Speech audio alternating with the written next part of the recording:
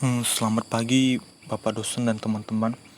Di sini saya Kevin Gilbert Santuri ingin mempresentasikan critical journal review saya tentang Pancasila dalam pengembangan ilmu pengetahuan. Yang pertama itu ada abstrak. Di zaman yang penuh dengan persaingan ini, makna Pancasila seolah-olah terlupakan. Sebagian besar masyarakat Indonesia, padahal secara perumusannya melalui proses yang sangat panjang oleh para pendiri negara ini. Pengorbanan tersebut akan sia-sia apabila kita tidak menjalankan amanat para pendiri negara, yaitu yang termuat dalam pembukaan Undang-Undang Dasar 1945 alinea keempat.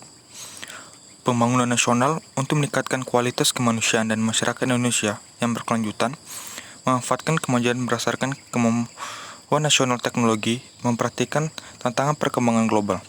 Sebenarnya mengacu pada kepribadian nasional dan nilai-nilai luhur universal untuk pencapaian kedaulatan, kemandirian, adil, moral, dan yang sejahtera, yang maju dan kuat.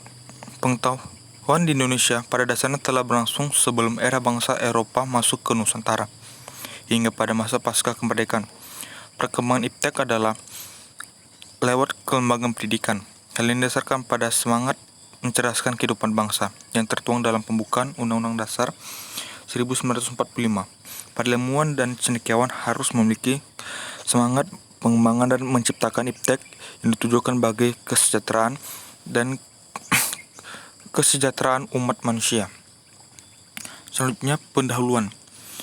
Dalam penyusunan makalah critical journal review ini, saya menggunakan dua artikel, di mana salah satu artikel tersebut adalah artikel utama, yang satunya lagi adalah artikel pembanding.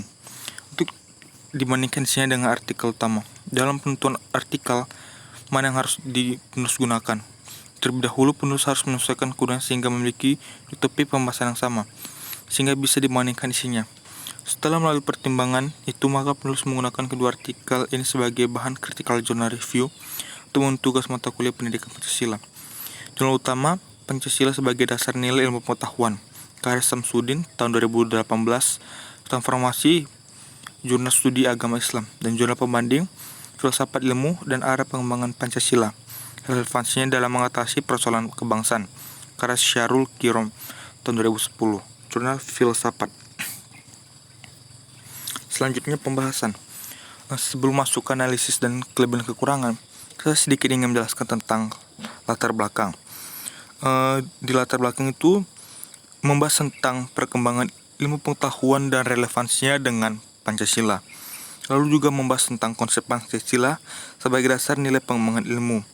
Pernah dikemukakan oleh Profesor Noto Nagoro, anggota Senat Universitas Gadjah Mada, sebagai dikutip oleh Profesor Huseindi Hardijatsoementri, menyatakan bahwa Pancasila merupakan pengan dan pedoman dalam usaha ilmu pengetahuan untuk dipergunakan sebagai asas dan pendirian hidup, sebagai suatu pangkal sudut pandang dari objek ilmu pengetahuan yang menjadi objek ilmu pengetahuan atau hal yang diselidiki. Huseindi 1987 halaman 12. 2.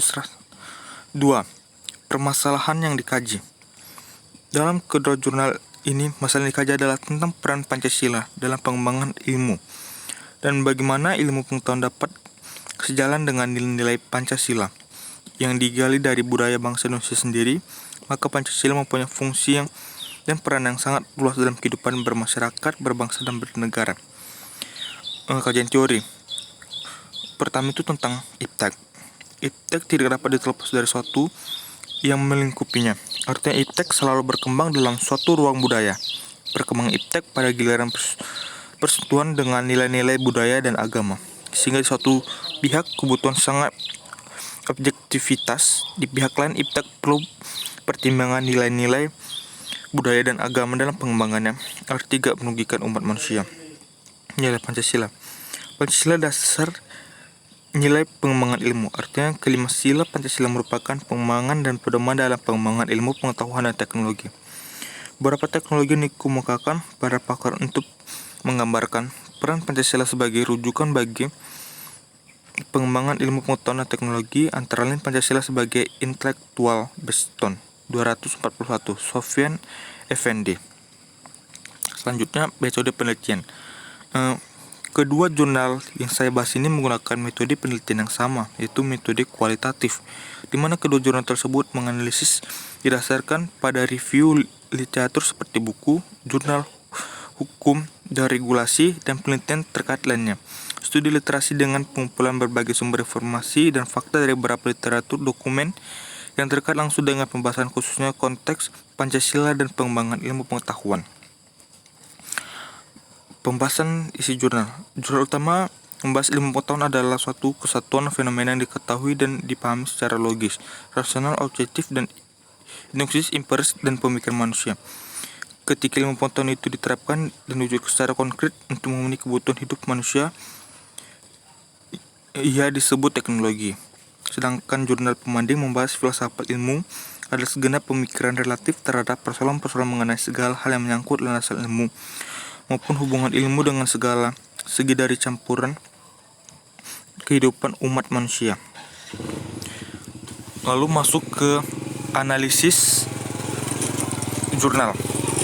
Kedua jurnal tersebut memiliki relevansi yang sangat erat, di mana kedua jurnal tersebut saling berkesinambungan satu dengan lain. Kedua jurnal tersebut membahas tentang ilmu pengetahuan dan peranan Pancasila dalamnya.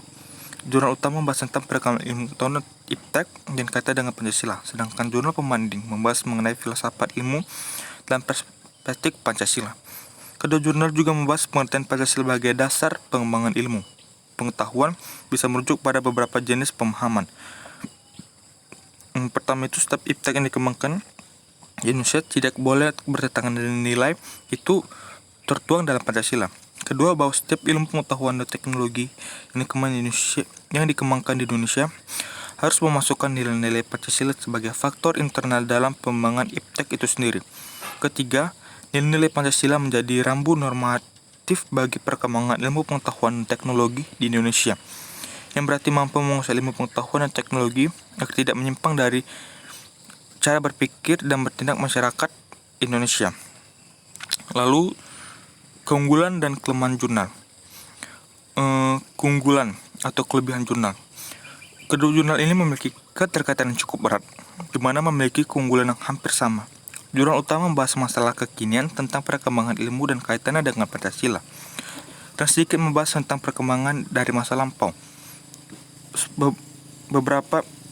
Berbeda dengan jurnal pembanding yang membahas filsafat Pancasila, perkembangan ilmu pengetahuan dari masa lampau, dan sedikit membahas masalah yang terjadi saat kini.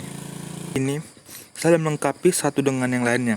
Karena dengan membaca kedua jurnal ini, terdapat lebih paham tentang Pancasila dan perkembangan ilmu pengetahuan. Kekurangan.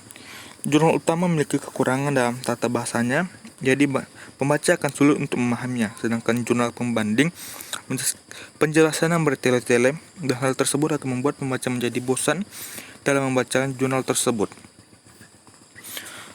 Masuk pada bagian kesimpulan.